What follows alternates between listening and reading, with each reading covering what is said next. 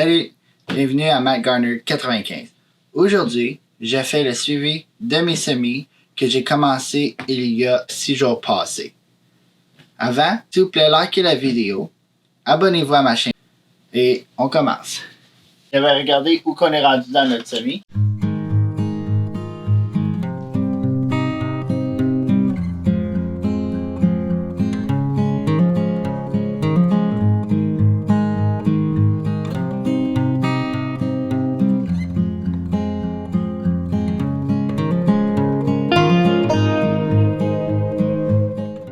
Donc, je vais prendre les notes pour comparer les semences que j'ai cueillies de mon jardin et les semences achetées.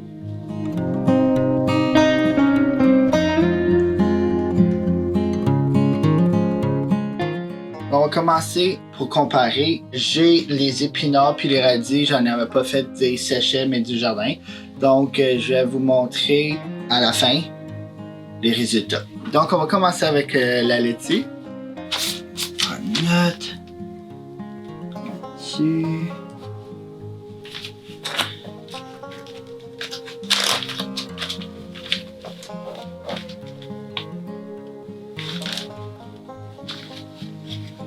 Donc, c'est encore humide.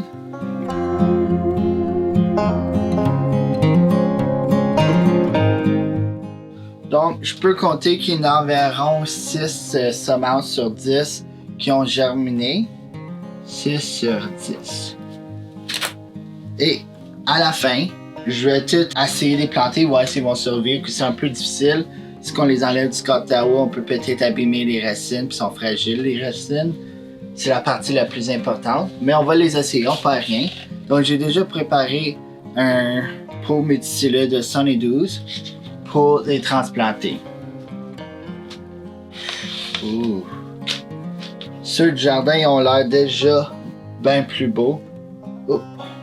Ouais. Comme vous pouvez voir, leur fermer, c'était peut-être pas la meilleure des idées. Les racines ont passé à travers. Ou c'est juste que j'aurais dû faire ça un peu plus... Wow. Plus rapidement. Oh wow. Donc on en a 1, 2, 3, 4, 5, 6, 7, 8, 9. 9 sur 10. Jardin. Pas mal impressionné, je pensais vraiment pas que ça aurait fonctionné.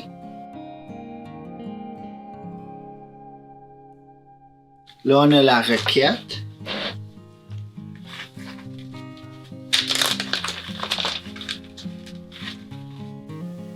Une, 2, 3, 4, 5, 6, 7. Donc, il y a 2 semences qui ont voulu commencer à germer, mais ils sont arrêtés là. Donc, ça va être pour la requête. 7 sur 10, une bonne moyenne. Ça, c'est pour les sachets. Et puis le jardin. Mais comme vous pouvez voir, donc vous pouvez voir la requête a germé, mais la couleur est moins belle. Oh. Vous pouvez voir tout de suite, là, ceux du jardin, ça a déjà gonflé.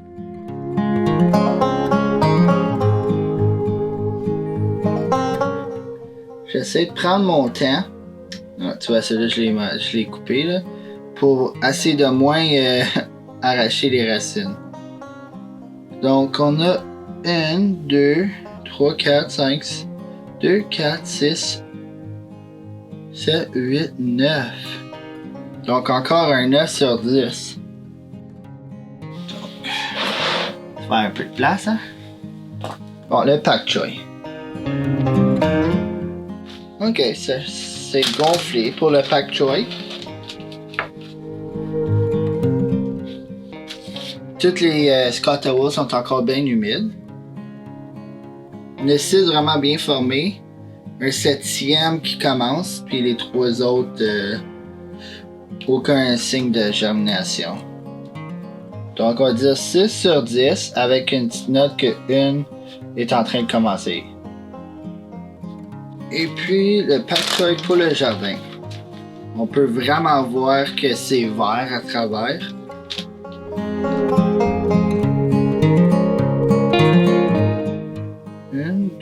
3, 4, 5, 6, 7, 8, 9, 10, 2, 4, 6, 2, 4, 6, 8, 10. Oh wow, à 100%!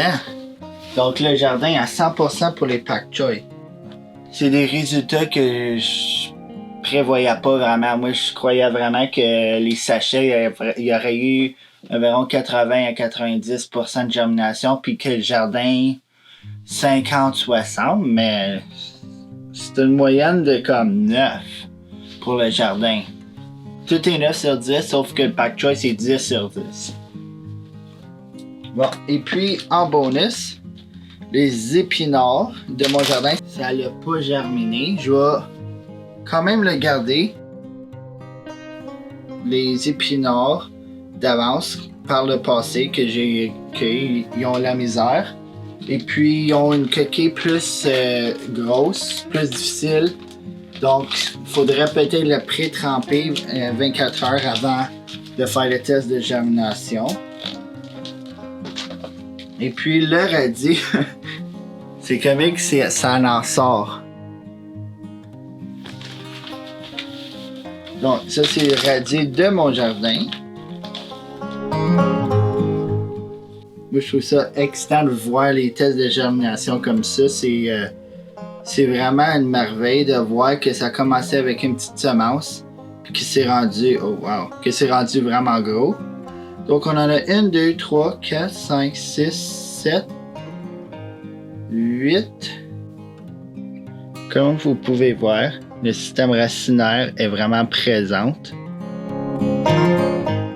Donc je vais essayer de semer. Donc je vais essayer de transplanter les radis dans ces pots multicellules. Si jamais je veux vendre des semences que j'ai récoltées de mon jardin, au moins ça donne une idée de taux de germination. C'est sûr que l'idéal, ce serait faire plusieurs tests de germination juste pour faire certain que ce test-ci n'est pas l'exception puis que les autres tests de germination auraient comme 50% de taux de germination. Donc, ça donne une bonne idée que les graines que j'ai récoltées de mon jardin me permettraient de pouvoir être autosuffisant dans les semences pour certains de ces légumes-là. Sans en devoir en acheter. C'est sûr que ça ne sera pas la même sorte exactement du paquet. T'sais, par exemple, que les radis Bell Cherry, si je peigne les semences, ça ne sera pas exactement cette sorte-là. C'est pour ça qu'en magasin, eux, sont capables de chercher ces gènes-là pour reproduire la même radis. Ça va être similaire, mais ça ne sera pas exactement. Mais c'est pas plus grave. Une radis, ils goûtent tout différemment, mais au moins qu'on a des radis, c'est pas comme si on n'aurait pas de radis. Donc, juste vous montrer plus grossièrement sur la table les semences, comment que ça ressemble. Serrer mon cahier. Après ça, je vais transplanter ces semences que je crois qu'ils vont continuer dans ce pot multicellule. Je vais vous montrer les semis que j'ai commencé direct dans la terre, voir où ils sont rendus. Je peux pas transplanter encore, ils n'ont pas un bon système racinaire, mettons dans la multicellule. Ça va me donner une idée.